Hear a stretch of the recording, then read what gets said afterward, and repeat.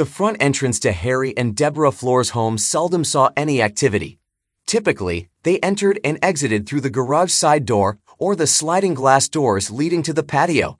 Adjacent to the entrance on the right stood the formal living room, meticulously maintained yet rarely utilized. On the left, a hallway branched off, leading to 3 bedrooms, including the spacious master suite and a guest bathroom.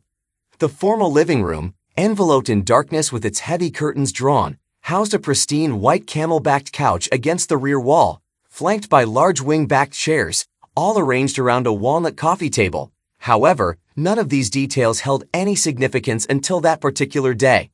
Late in the morning, Harry found himself seated in one of the wing-backed chairs, his back turned to the archway connecting the entryway to the living room. This spot had become his refuge during his wife's absences, a place for introspection and contemplation about his life's complexities. He often found himself calculating the potential losses should he muster the courage to end his failing marriage. Their mutual friends would inevitably choose sides, the house would be lost, alimony payments would burden him for years, and his assets would diminish amidst legal battles. Yet, the thought of dealing with Deborah's vindictiveness loomed large. Lost in these ruminations, Harry was abruptly jolted by the sound of the side door opening, signaling Deborah's return from grocery shopping. He realized he should have moved, feigning activity in their bedroom to avoid another confrontation if caught in the living room. Arguments were a common occurrence in the household, typically initiated by Deborah and centered around unwarranted critiques of Harry for trivial matters, concocted reasons, or sometimes for no reason at all. Harry understood that Deborah's aim was to keep him off balance, simply for the sake of it. She could sustain a dispute over the smallest of issues for weeks, yet Harry always managed to find a way to appease her and bring it to an end.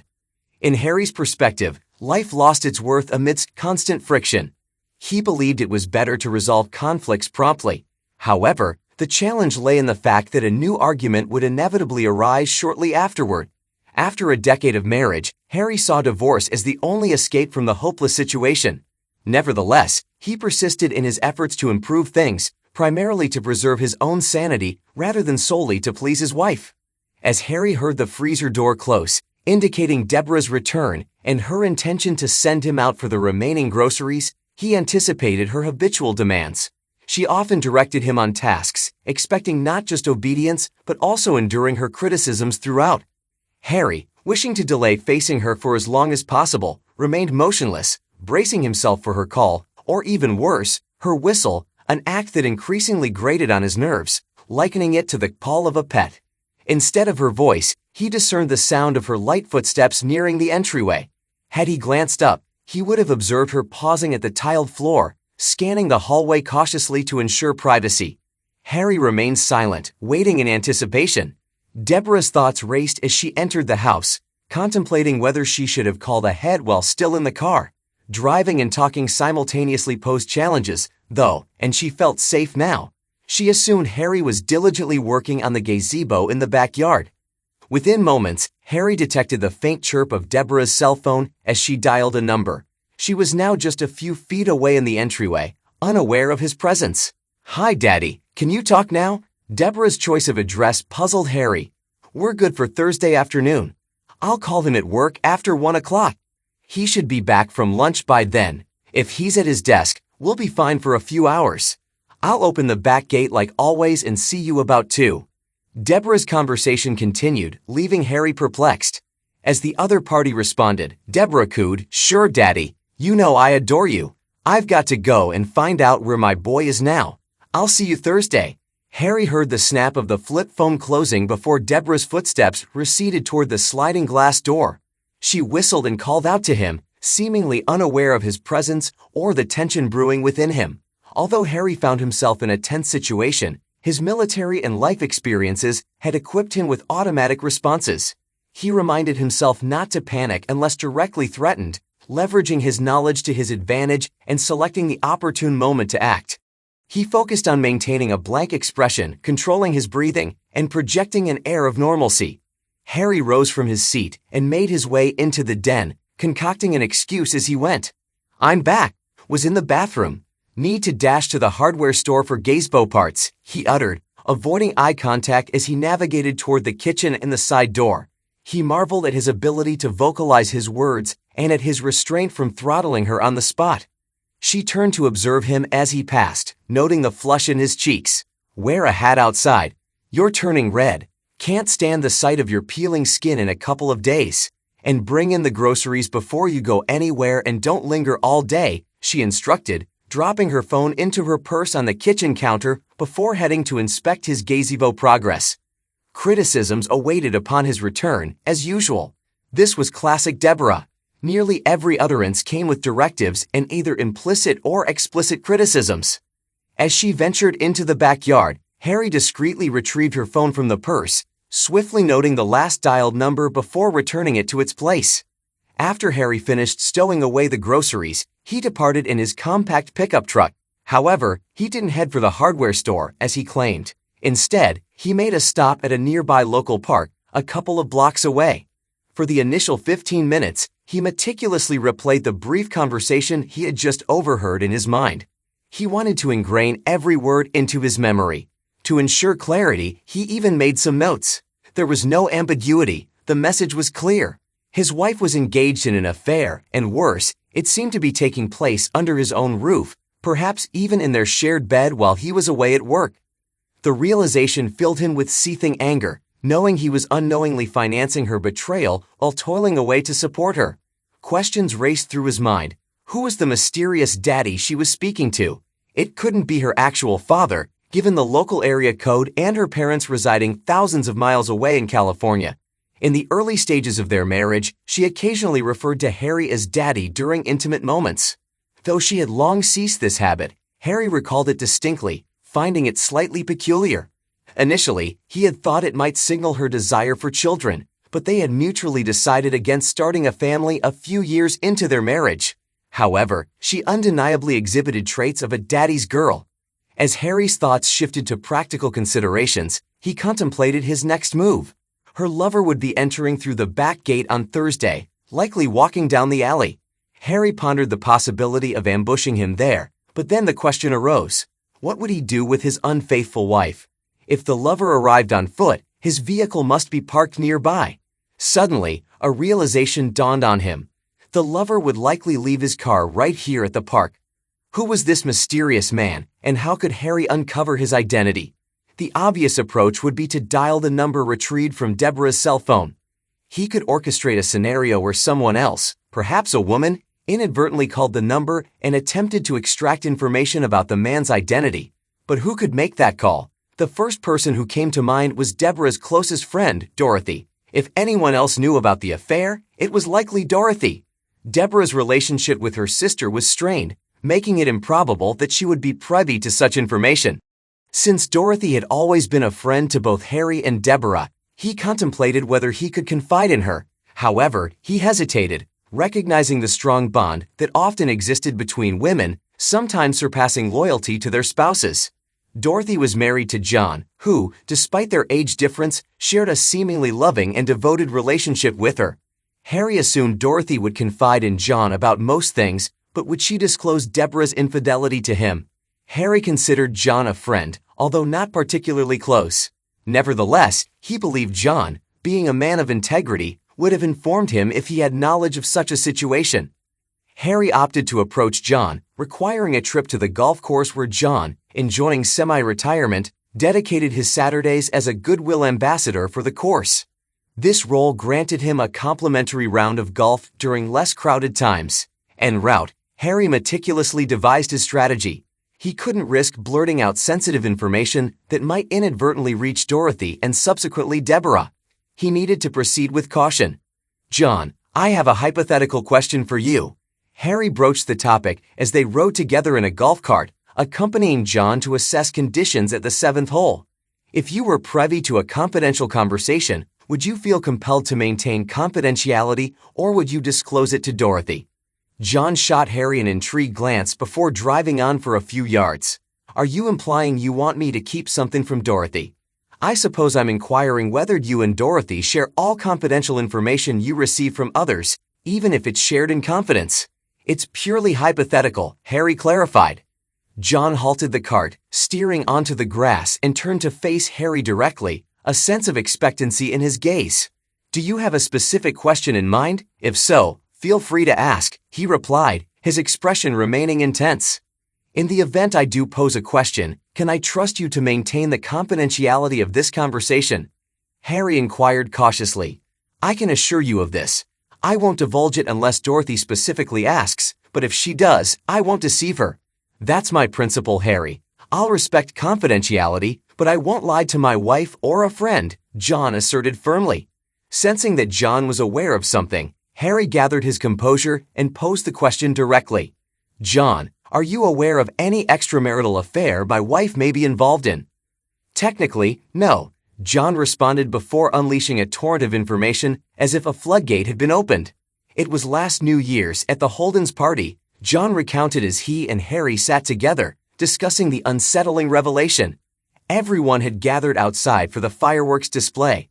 Dorothy had indulged in champagne, a rare occurrence for her. Feeling unwell, she retreated upstairs to the bathroom on the landing. While she was indisposed, she heard someone attempting to open the door. After she finished and exited the bathroom, she heard noises emanating from down the hall, where it curves toward the bedrooms. Concerned that someone might be in need of assistance, she investigated. At the end of the hallway, she found Deborah pressed against the wall with a man, engaging in inappropriate behavior. Harry listened intently as John continued, relaying Dorothy's account of the incident. Deborah noticed Dorothy's presence and dismissively gestured for her to leave. On the ride home, Dorothy disclosed the encounter to me. Given the long-standing friendship between Dorothy and Deborah, she opted to speak with Deborah before taking further action. I, however, believed it was imperative to inform you immediately. John paused briefly before divulging Deborah's explanation to Dorothy. According to Deborah, it was a one-time occurrence fueled by alcohol, a disagreement with you, and aggressive advances from the man in question, Buddy Mitchell. Dorothy is familiar with him.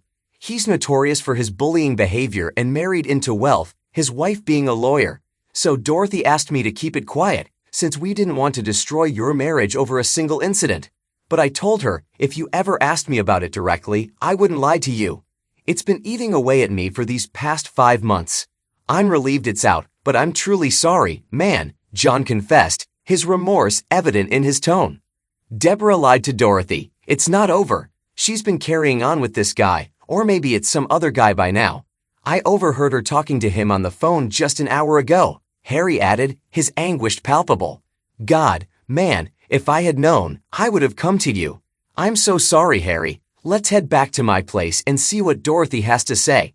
Maybe she knows something else, John suggested, his concern for Harry evident. Leaving the golf course in their respective vehicles, they drove to Dorothy and John's home. Harry broke the news to Dorothy, who sat down, tears streaming down her face. She had hoped against hope that things would work out for Harry and Deborah.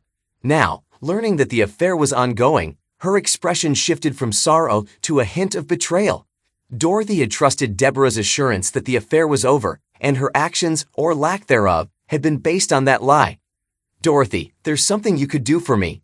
I checked Deborah's phone, and I have the number she called. Would you call them, pretend it's a wrong number, and try to get his name? I want to be certain who she's seeing now, Harry requested, a glimmer of determination in his eyes. Dorothy, who worked from home as an editor with a PhD in English literature and a background in theater, meticulously strategized her approach. Utilizing her impeccable acting skills and adept social engineering abilities, she prepared for the call. Her flawless English accent, always a source of admiration, would be her key to success. Setting her phone to speaker mode, she dialed the number.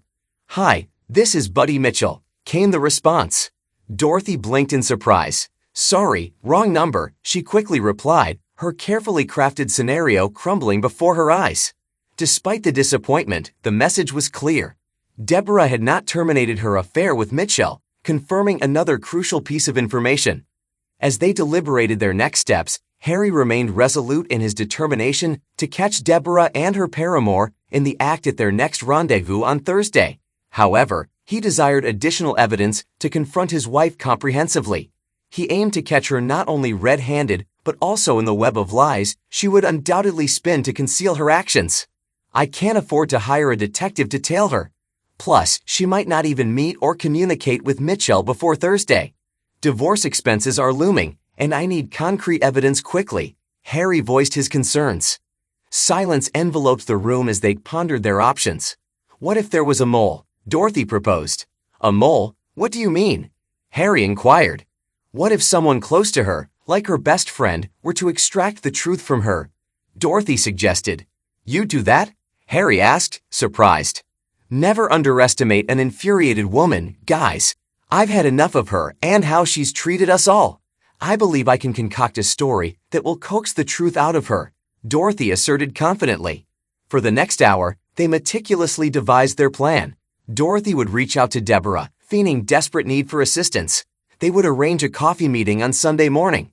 Meanwhile, John would modify an old purse of Dorothy's to discreetly house a video camera, capturing every word and expression during the rendezvous. By Sunday noon, they anticipated having gathered invaluable insights. Deborah, I need to talk to you urgently. Can we meet for coffee tomorrow morning? I'm in a bit of a bind, and you're the only one I trust with the experience to help me out. Dorothy appealed over the phone. What's going on, Dorothy? Is everything all right with you and John? Deborah responded with concern. It's not that. Deborah, remember the incident at last New Year's party? Well, I find myself in a situation similar to that, Dorothy hinted, hoping Deborah would understand the gravity of the matter. I see. I might be able to offer some assistance with that. How about 10 o'clock at the new coffee spot in the mall? Let's choose a quiet corner to chat. I'll see you there, Deborah agreed readily. Secretly, Deborah couldn't help but smile. It seemed like her old friend was finally breaking free from her shell. Dorothy had been stuck with that old coot of a husband for years, and Deborah believed she deserved better. Besides, Dorothy still had her charm. The thought of having a confidant to share tales with, reminiscent of the bond she once shared with her sister, excited Deborah. She looked forward to imparting her knowledge and wisdom to Dorothy, just as her sister and, more importantly, her father had done for her. Arriving early at the coffee shop, Dorothy selected a table outside under the shelter of an awning. Carefully arranging her purse on the table, she checked the concealed camera inside. She positioned 2 chairs away from the table, leaving only one spot for Deborah to sit. Ensuring the camera angle and audio were optimal, Dorothy conducted some final tests. With the calm air eliminating any risk of wind noise, she primed the camera to start recording with a single button press. Equipped with a 16 gigabytes memory card, the camera could capture ample footage. Thanks to John's ingenuity, the camera was discreetly integrated into the purse with Velcro straps, blending seamlessly into its design. Dorothy was poised and prepared when Deborah arrived. Deborah, could you grab us some coffee while I save our spot? This corner seems the most secluded, Dorothy requested.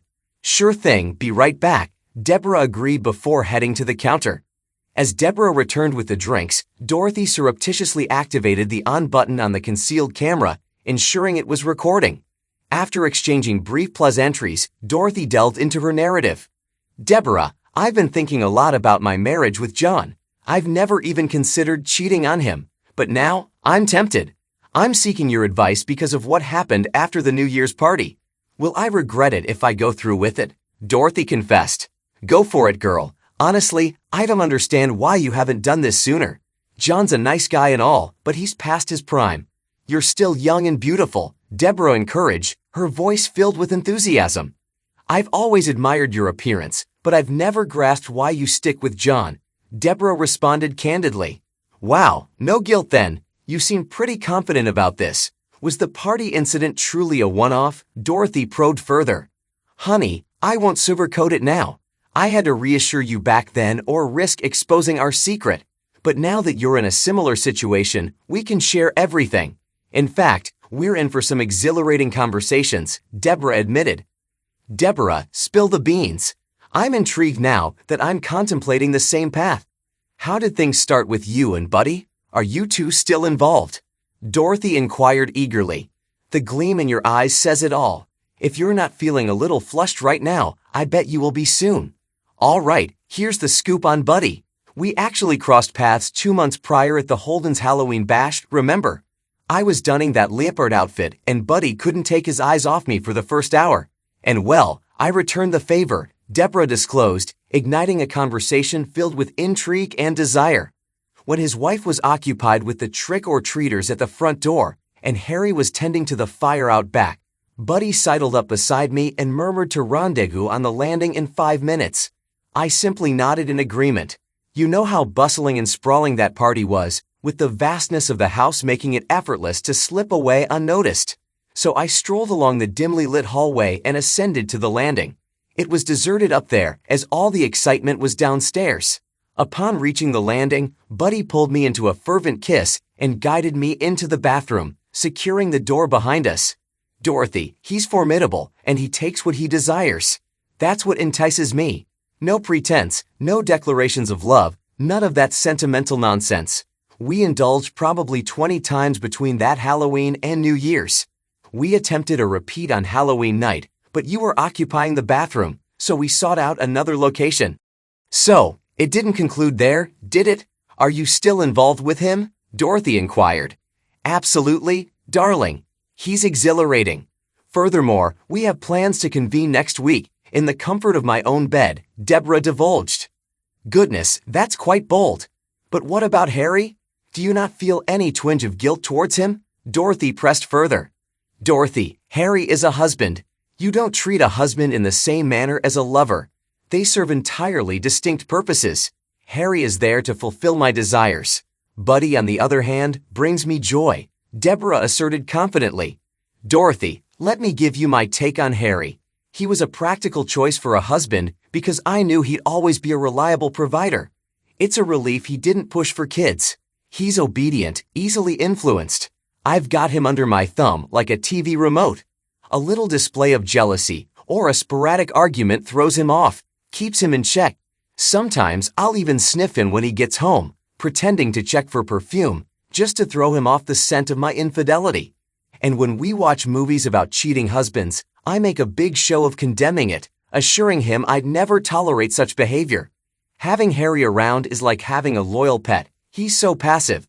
I can treat him however I please, and he keeps coming back for more. I throw him scraps of attention now and then, and in return, I have all the freedom I desire. I can come and go as I please, while he has to clear every move with me first. I always know where he is, so I never have to worry about him catching me with another man.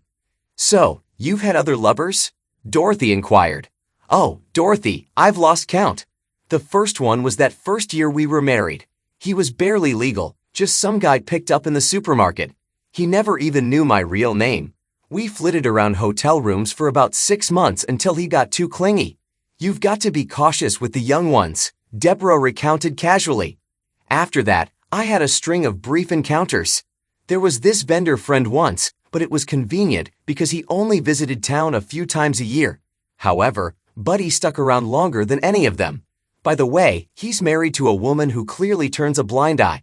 She works while he indulges. He can come to me almost any time, and I'm the one pulling the strings. So spill the beans on your new conquest. Where did you meet him? Dorothy eagerly inquired, launching into her fabricated tale about her supposed lover Bill.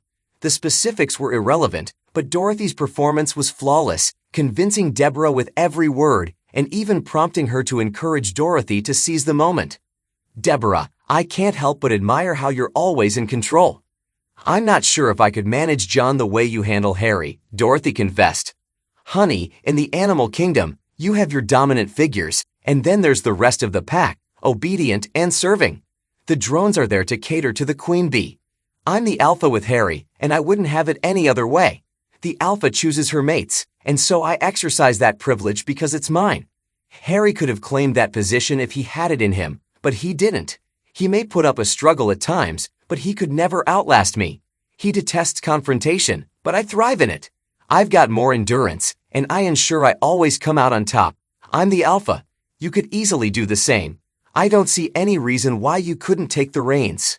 John couldn't replace you at his age. All you need to do is step into that role, and freedom will be yours. Start dating Bill and relish every moment. John will still be there, and the more you mistreat him, the more he'll slip into his innate submissive role. You could openly date Bill in front of John, and he'd simply accept it. That's just how things operate in the real world. You've always been in control, you just haven't fully exploited it yet, Deborah advised sagely.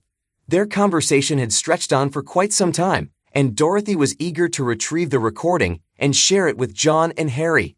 With profuse thanks, she bid Deborah farewell and headed home. As they watched the footage, Dorothy and John were taken aback by the stark transformation in Deborah's demeanor. Her usual demeanor around others didn't hint at such callousness towards Harry.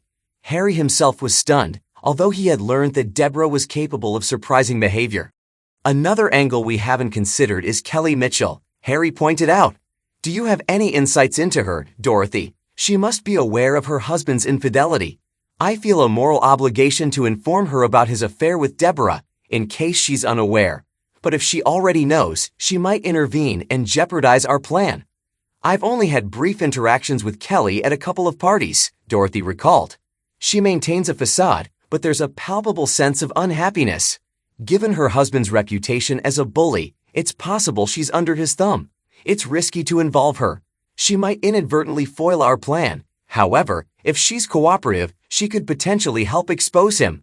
I could try reaching out to her discreetly, gauge her stance on his infidelity, and assess whether she's likely to aid or hinder us. You handled the video brilliantly, so I trust you to handle Kelly Mitchell. The sooner we address this, the better it will be for my plans. All right, everyone, I appreciate your assistance. Once I hear back about Mrs. Mitchell, you both are off the hook. I won't involve you any further, and it's best you remain unaware of the details. Harry, you're not planning anything reckless, are you? Dorothy inquired cautiously. Reckless? Like the things I've been enduring for the past decade, Harry retorted, his frustration evident. No, I mean something violent, Dorothy clarified. Harry didn't offer a direct response. I'll deal with this the only way I know how. I implore all of you to maintain strict confidentiality. If she reaches out to you, simply ignore her calls. That way, whatever unfolds will be beyond your control. I'll shoulder full responsibility. Later that evening, Dorothy took a bold step and dialed Kelly Mitchell's number. Kelly, this is Dorothy Clark. We've crossed paths at the Holden's gatherings a few times, Dorothy began. Hi, Dorothy. Of course, I remember you. What's on your mind? Kelly's voice carried a hint of curiosity. Dare I ask if you're alone at the moment? I need to ensure our conversation remains confidential, Dorothy inquired cautiously. Buddy's out running errands, and I'm just here reading. Is everything all right? Is this about a legal matter? Kelly responded, her tone shifting slightly. Well, in a way, it could involve legal matters. Kelly, I'll be blunt. I'm terribly sorry to deliver such news, but I believe you deserve to know. Buddy is being unfaithful to you. It's not with me, but with someone I'm acquainted with. I'm deeply sorry you're hearing this from me, Dorothy conveyed with empathy. There was a heavy silence on the other end, followed by the sound of muffled sobs. That scumbag. He'd assured me it was all in the past. A year ago, he swore he was done with that. I forgave him on that promise, and I made it clear if he did it again, I'd be done with him, Kelly lamented tearfully. Dorothy offered her words of comfort before gently probing further. Kelly, what would you like to do about this? I understand it's not my place to ask, but depending on your decision, I may be able to offer some assistance. Dorothy, I truly value your support. Let me assure you, Buddy will never set foot in my bed again. I have a rock-solid prenuptial agreement, and I've made it abundantly clear that if I catch him cheating, he's out on the streets with nothing. He's utterly dependent on me for everything, and without my financial support, he'll be destitute. He can't hold down a job, and his only skill seems to be charming his way into social events. He'll be scraping the bottom of the barrel until he finds some other unsuspecting woman to take him in. Kelly, I'm glad to hear you're taking a firm stance. I can provide you with the evidence you need, but I need your assurance that you'll keep your composure for a few days and not tip him off that you're onto him, Dorothy inquired. You have my word. I'll be as cool as a cucumber, and he won't suspect a thing until I have concrete evidence in my possession, Kelly affirmed resolutely. Excellent. Can I arrange for someone to drop off some initial evidence at your office tomorrow? Dorothy proposed. They arranged a meeting, and Dorothy wasted no time in contacting Harry the following morning. He was to meet her at her office at 1 p.m. on Monday. Harry entered Dorothy's office holding the video camera. After introductions and a handshake, he took a seat. Mrs. Mitchell, I'm the husband of the woman your husband is involved with. Here she is in her own words, Harry stated solemnly as he placed the camera on her desk. With a few clicks, he found the relevant section and pressed play. Although the screen was small, the audio came through loud and clear. Harry noticed tears welling in Kelly's eyes. He moved around the desk and placed a comforting hand on her shoulder. "I can only imagine how you must be feeling. This is all new to me, as I've only recently discovered my wife's actions, but it seems you've known about Buddy's behavior for quite some time, am I right? Kelly, I'm planning something, and I want to extend the offer for you to be involved. It's going to happen regardless, so if you choose not to participate, I understand. However, I wouldn't feel right if I didn't give you the option," Harry explained. "Harry, he's been terrorizing me for years. I've endured it time and again. There have been moments when I've genuinely feared for my safety. I'm done tolerating it. I want to turn the tables. I want him to feel some pain," Kelly expressed with resolve. "Harry, will your plan involve violence?" she inquired cautiously. "It might get messy. I won't resort to murder, but I fully expect to give your cheating husband a thorough beating. Does that pose a problem for you?" Harry replied candidly. "Harry, I'm 5'5", and he's 6'2". I've never stood a chance against him. No offense, but I'm not convinced you can take him in a fair fight," Kelly admitted with skepticism. "It won't be a fair fight. I'll make sure he gets what's coming to him," Harry affirmed confidently. Kelly offered a faint smile and nodded. "Count me in then. Just one request, Harry. Leave a little something for me to handle as well." After his meeting with Kelly Mitchell, Harry found it hard to focus on work. The sting of Deborah's hurtful words from the video lingered, and though he disagreed with her characterization of him, he couldn't deny there was some truth to it. He didn't see his accommodating nature as a weakness, but rather as an effort to maintain peace in their marriage. Yet, he couldn't shake off the feeling of being belittled, especially when she referred to him as her little gay friend. Determined to assert his masculinity, Harry contemplated confronting Deborah before Thursday's planned confrontation. What would her reaction be if he asserted himself more forcefully? Would she desire him more, or would it push her further away? Deep down, he knew their trust had been irreparably shattered, rendering any reconciliation impossible. However, he couldn't help but wonder if showing her a different side of himself might make her reconsider her actions during those lonely nights ahead. In the days leading up to Thursday, Harry's office became a hub of distraction. Rather than focusing on his usual tasks, he found himself engrossed in mapping out potential scenarios for the impending confrontation. Aware of the inherent unpredictability of such situations, he meticulously crafted various strategies, hoping to anticipate every possible outcome. Despite his efforts, he knew that adaptability would be key once Thursday arrived. Outside of work, tension permeated the atmosphere at home. Communication between Harry and Deborah was terse, limited to essential exchanges. Deborah, typically assertive in their relationship, found herself hesitating, uncertain of Harry's uncharacteristic behavior. She suspected it was a passing phase, perhaps a reaction to workplace stress, and opted to observe rather than confront him. However, beneath her outward composure, she harbored a growing unease, symbolized by the knife she now carried for a sense of security. As Harry immersed himself in physical training at the company gym, his mind buzzed with anticipation. Each exercise served as a rehearsal for the impending showdown, fueling his determination. Meanwhile, Deborah grappled with conflicting emotions, torn between her desire to maintain control and the gnawing fear of what Harry's behavior might signify for their relationship. In the midst of uncertainty, one thing remained certain: Thursday would bring clarity, for better or for worse. As Thursday approached, Deborah's anticipation grew. She hoped that encountering Buddy would provide clarity amidst the chaos of their unraveling relationship. Meanwhile, on Tuesday night, while Deborah was occupied in the shower, Harry delved into his dresser drawers in search of a treasured heirloom from his grandfather. This item held sentimental value, having been passed down through generations of military service. Harry's father and grandfather, both veterans, had imparted stories of wartime experiences, including the acquisition of a set of brass knuckles from a fallen German soldier after the Normandy campaign. Harry inspected the formidable steel weapon, recognizing its potential significance in the looming conflict with Deborah and her illicit lover. In Harry's eyes, this situation mirrored warfare. Deborah's betrayal and her affair with Buddy represented a breach of trust akin to an enemy's underhanded tactics. As he held the steel knuckles in his hand, he understood that drastic measures were necessary. Just as his ancestors had confronted adversaries with resolve, Harry prepared to face this challenge head-on, determined to reclaim control of his life. Harry forced down a hearty breakfast at work on Thursday morning, knowing he wouldn't eat lunch. He hoped his rival would, which might slow him down. Mostly, he paced his office floor, meticulously going over details. He had strategically placed a few items in the guest bedroom, hoping to utilize them.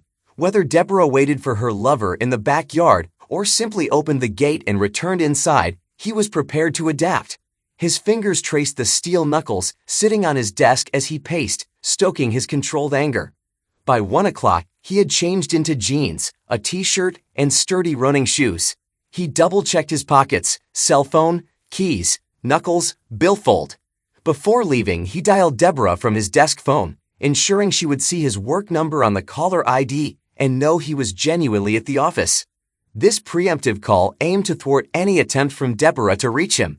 He maintained a calm demeanor on the call, informing her of afternoon meetings and his unavailability. Deborah interpreted his call as a return to his usual docility, easing her concerns. As she prepared to meet her lover, she relaxed with this knowledge. It took 20 minutes for Harry and Kelly to drive to the park. Lover boy's car hadn't arrived yet. Kelly dropped Harry off, and he jogged down the street to his house, slipping into the backyard through the side gate far from the garage. Concealed behind a photinia bush, he anxiously checked the time on his muted phone.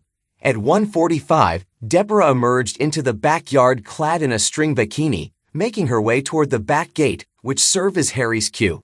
He had strategically left the side gate slightly ajar, slipping through it and maneuvering around to the front entrance.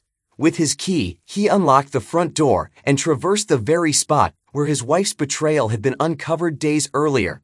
Moving swiftly, Harry retrieved a cordless drill and some hardware from the spare bedroom before advancing to the master bedroom. In a matter of moments, he affixed a hasp to the inside of the door, leaving a lock dangling from it. To prevent any accidental closure, he wedged a small piece of wood between the door and the jamb. Heart racing, he armed himself with brass knuckles, grabbed the video camera from the guest bedroom, and poised himself for what lay ahead. Despite the myriad possibilities for things to go awry, Harry remained composed, focusing on executing his plan flawlessly. As he stood in the guest bedroom, brass knuckles donned and camera in hand, he listened intently to the approaching sounds. The sliding glass door shifted, accompanied by laughter and murmurs. Deborah's giggles mingled with a deep masculine growl, evoking a mental image of her companion. Quietly trailing behind, Harry positioned the camera strategically within the master bedroom, ensuring it captured every damning detail. His anticipation mounted as he awaited the moment of undeniable evidence, the proof he desperately sought to expose. With bated breath, Harry steeled himself outside the door, bracing for what lay ahead. Minutes stretched into an eternity as the couple indulged in unhurried passion, their intimate exchanges confirming Harry's worst suspicions. The familiarity of Deborah's words only fueled his resentment, solidifying his belief in her unresolved issues. For Harry, the wait was agonizing, each passing moment amplifying his seething rage. Yet he remained steadfast in his resolve, determined to confront the betrayal head-on. With a deep breath, Harry pushed open the door. The sight before him confirmed everything, Deborah and Buddy entangled, utterly oblivious to his presence.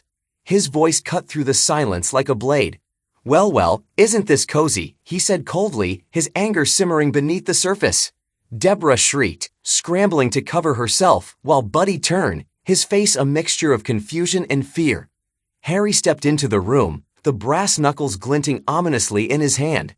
"Get dressed," he commanded Deborah, his voice devoid of emotion. She stammered, trying to speak, but Harry's glare silenced her. Turning his attention to Buddy, he added, "As for you, stay right where you are." Buddy hesitated but soon realized he had no leverage in this situation. Harry's calm exterior masked the storm raging within him, and Buddy could sense it. Harry motioned toward the camera he'd set up, now capturing everything. "Smile for the camera, Buddy. This little moment is going to cost you." As Deborah dressed hurriedly, tears streaming down her face, she attempted to explain. "Harry, I can explain."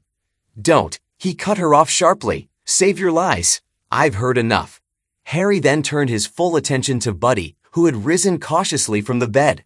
"You think you can waltz into my home, disrespect me, and get away with it?" Harry asked, his voice low and menacing. Without waiting for an answer, he swung his fist, the brass knuckles connecting with Buddy's jaw in a sickening crunch. Buddy staggered, blood trickling from the corner of his mouth, but Harry wasn't finished. "You come into my house, into my bed." Harry's voice grew louder as he delivered another blow, this time to Buddy's ribs, sending him crashing to the floor.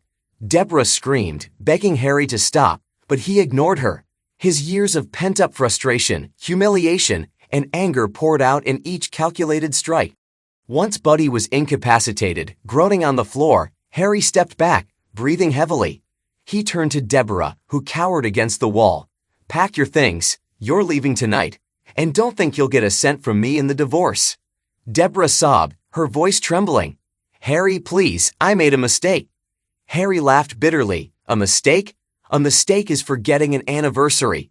This was deliberate, repeated. You don't mistake your way into a years-long affair." As Deborah scrambled to gather her belongings, Harry knelt next to Buddy, his tone icy. "When you leave here, you go straight to Kelly and tell her everything. If you so much as breathe near my house again, you'll regret it." He stood, wiping his hands on his jeans, and pointed toward the door. "Out, both of you, now." Buddy stumbled to his feet, clutching his side, and staggered toward the door. Deborah followed, her shoulders slumped in defeat. Harry watched them leave, the door slamming behind them. The house fell silent, the weight of what had transpired settling heavily in the air. Harry turned off the camera and sat down on the edge of the bed, the adrenaline slowly fading. He felt a strange mixture of relief and sorrow. The life he'd known for so long was over, but for the first time in years, he felt a sense of control, a sense of freedom. Later that evening, Harry called Kelly Mitchell to inform her of what had transpired. "It's done," he said simply. "You might want to have a conversation with your husband. He won't be coming back here." Kelly's voice was calm but resolute. "Thank you, Harry. It's time for me to take care of my side of things." As the days passed, Harry began the process of rebuilding his life. He filed for divorce, securing the evidence he gathered to ensure Deborah would receive as little as possible in the settlement. He focused on his work, his health, and his future. Though the scars of betrayal would take time to heal, Harry knew he was finally moving in the right direction. For Deborah, life became a series of consequences. Cut off from Harry's support and facing the disapproval of her family, she struggled to piece her life together. Buddy, too, faced his own reckoning, as Kelly followed through on her promise to leave him with nothing. Though their paths diverged, one thing was certain: the choices they had made would haunt them both for years to come. Epilogue. Months later, Harry stood in his backyard, the gazebo he'd worked so hard to build finally complete. It stood as a symbol of his perseverance, a reminder that even in the face of betrayal and loss, he had the strength to rebuild. As he sat beneath its shade, sipping a cold drink, he allowed himself a small smile. The future was uncertain, but it was his, and that was enough. Thanks to everyone who took the time to listen to today's stories. If you enjoyed it, please consider liking and subscribing if you haven't already. Feel free to share your thoughts on the events in the comments below. Take care.